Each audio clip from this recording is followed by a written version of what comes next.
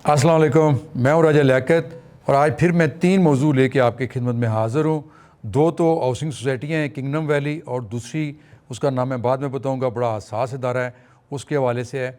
और एक थाना हुमक में एक इंतहाई अफसोसनाक वाक़या हुआ है। एक शख्स इंतहाई गरीब जिसका 2 मरले का मकान था, सगे मामू ने उसके दरवाजे खिड़कियाँ भी उतार लीं, लेकिन पिछले 10 दिन से वो बंदा थाना हुमक में भाग रहा था, कोई उसकी बात नहीं सुन रहा था। आज मेरी एसपी जो मुतलका खुर्रम साहब हैं, कैप्टन खुर्रम साहब, उनसे बात हुई, उन्होंने क्या एक्शन लिया ये आपको बताएंगे। लेकिन सबसे पहले मैं चलता हूँ एक ऐसी हसास हाउसिंग सोसाइटी जिसकी वजह से हम कहते हैं कि आज हमारा मुल्क पूरी दुनिया में महफूज है। जी हाँ, अटामिक एनर्जी, दूसरे लफ्ज़ों में जिसको KRL सोसाइटी कहते हैं, उसके ख़िलाफ़ एक इंक्वायरी चल रही है जिसमें कम से कम को 8 से 10 अरब रुपए की करप्शन है। FIA में ये इंक्वायरी चल रही है, बहुत दफ़ा पहले भी ये चली, लेकिन फिर किसी जगह आके रुक जाती थी, पता नहीं क्यों। वो ये कहते थे, जो हाउसिंग सोसाइटी वाले हैं जिसमें अरूज भट्ट डेवलपर है और अयूब है और बहुत सारे लोग हैं, कि हमारा उनके साथ FIA के साथ हमारी मैनेजमेंट जो कमेटी है उसका उनके साथ फिक्स अप एक मैच हो जाता है, इसलिए हम रुक जाते हैं, हमारे खिलाफ कोई कार्रवाई नहीं होती। लेकिन पिछले तकरीबन 8 महीनों से ये इंक्वायरी जो मौजूदा डायरेक्टर हैं शहजाद बुखारी साहब, उनकी डायरेक्शन पे हो रही है। ये हो रही है CCC में, कारपोरेट क्राइम सर्कल में। लेकिन मैं ये कहूँगा कि 3 IOs इस वक्त तक तब्दील हो चुके हैं। अब तीसरे IO हैं जो राजा फ़हीम, उनके पास ये है, और उनके बकौल जो मेरी उनसे बात हुई, ये मुकम्मल हो चुकी है इंक्वायरी, और FIR के लिए इसको लीगल ब्रांच में भेज दिया गया है। और जब बोर्ड होता है, ज़रा बोर्ड होता है जिसमें डायरेक्टर उसकी मंजूरी देते हैं, तो ये FIR हो जाएगी। और जो पिछले को 8-10 साल से ये बचे हुए थे, ये मुबैना तौर पर करप्शन करने वाले लोग, मेरा ख्याल है इनका ठिकाना अब इस्लामाबाद कोऑपरेटिव हाउसिंग सोसाइटी की तरह अडयाला जेल होगा। मैं ये बताता चलूँ कि ये अटामिक एनर्जी या KRL हाउसिंग सोसाइटी जो है, ये डॉक्टर कदीर ख़ान के नाम पर बनाई गई थी। और डॉक्टर कदीर ख़ान वो जिन्होंने पाकिस्तान को नाकाबिल तस्खीर बनाया, लेकिन उसके अपने मुलाजमीन जो KRL के मुलाजमीन हैं, वो पिछले 20 से 30 सालों के दौरान हर फोरम पे गए, लेकिन किसी ने उनकी बात नहीं सुनी। जो भी वहाँ पे KMC में बैठते थे, वो 20 ग्रेड का या 21 ग्रेड का ऑफिसर होता था KRL का, और वो अपना प्लाट जो कहीं दाएं बाएं होता था उसको उठा के फ्रंट पे ले आता था और अपना 2-2.5 करोड़ का माल बनाया और साइड पे हो गया। लेकिन अब जो मौजूदा सेटअप है FIA का, मेरा ख्याल उनको मोहसिन नकवी साहब की डायरेक्शंस हैं कि माफ़ी को नहीं, किसी तरह की भी, ना सिर्फ ये है कि लोगों को प्लाट दिलवाने हैं, मगर प्लाट नहीं है तो उनको रिकवरी देनी है मौजूदा सेटअप के हिसाब से। देखते हैं इस पर क्या होता है, मैंने इस पर नज़र रखी हुई है, फॉलो अप आपको देंगे। दूसरा वाक़या जो वो किंगडम वैली है, ये भी बड़े अरसे से इसके हवाले से मुख्तलिफ जो ख़बरें आती रही हैं, अच्छी खबर तो कोई नहीं होती, लोगों से ले ली जाती हैं, फ़ाइलें दी जाती हैं, पैसा दिया जाता है।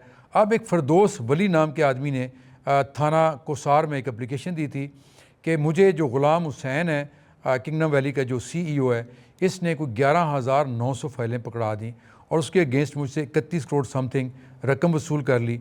लेकिन उसके बाद मुझे कुछ नहीं दिया गया। फ़ाइलें आज भी मेरे पास पड़ी हुई हैं, लेकिन ज़मीन है कोई नहीं, तो मैं कहाँ जाऊँ।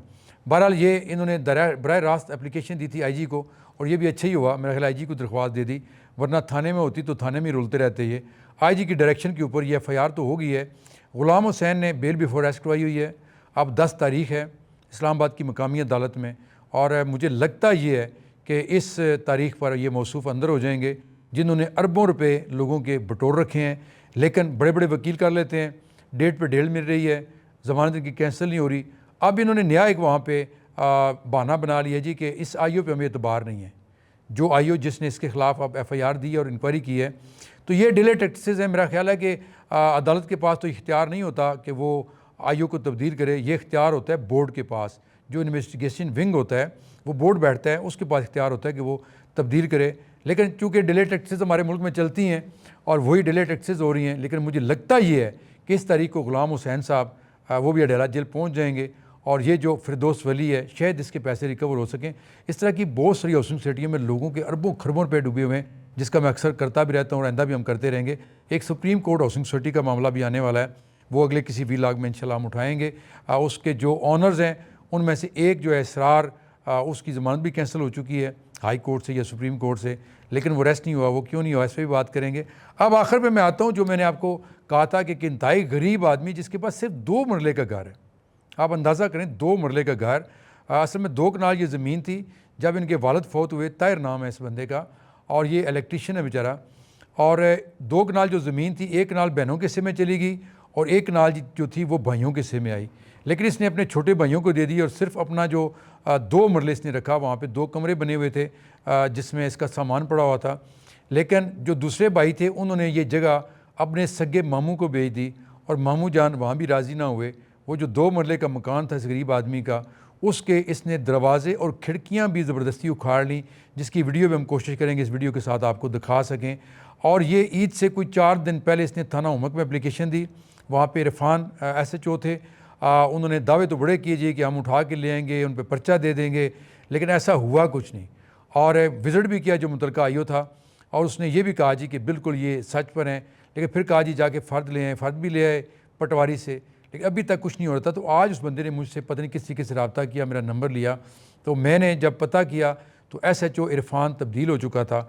वहाँ पे जो नया SHO है हबीबुल्ला, उसको कश्मीर की लड़ाई लड़ने के लिए कश्मीर भेज दिया गया। अभी तो आपको पता है कश्मीर में गई हुई पुलिस बहुत सारी, लेकिन जो कायम मकाम वहाँ पे SHO है सफदर, उससे मेरी बात हुई तो उसने कहा जी अगले 1-2 दिन के अंदर हम FIR भी दे देंगे और उन बंदों को अरेस्ट भी कर लेंगे और इस बंदे को इंसाफ भी मिलेगा।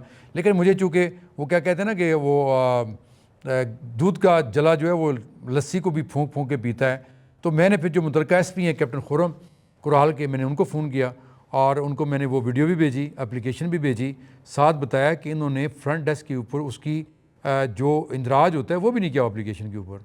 यानी वो एप्लीकेशन अगर उठा के फेंक दें और ये कह देंगे हमें दी नहीं है, तो वो क्या करेगा मुद्दई बेचारा, उसको तो उसके पास तो कोई सबूत नहीं है।